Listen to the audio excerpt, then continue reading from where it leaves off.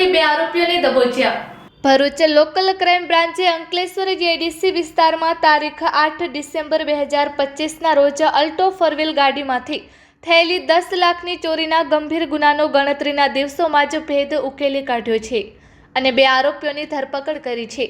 બાતમીના આધારે એલસીબી ટીમે પાટણ જિલ્લાના સિદ્ધપુર ખાતેથી કલ્પેશ ઉર્ફે કપિલ મોહનલાલ બોચિયા ઉંમર વર્ષ 35 અને ગિરીશભાઈ મગનભાઈ પરમાર ઉંમર વર્ષ 28ને ચોરીમાં વાપરેલી 2 બાઇક સાથે પકડી પાડ્યા હતા।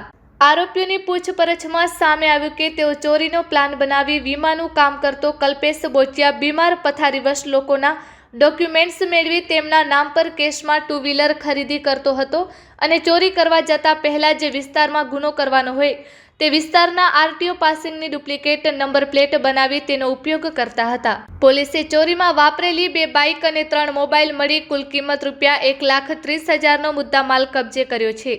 જ્યારે આ ગુનામાં સંડોવાયેલા અમદાવાદના છારાનગર સહિતના 6 ઇસમોને વોન્ટેડ જાહેર કરાયા છે। પકડાયેલા આરોપીઓનો કબજો વધુ તપાસ માટે અંકલેશ્વર જેડીસી પોલીસ સ્ટેશનને સુપ્રત કરવામાં આવ્યો છે।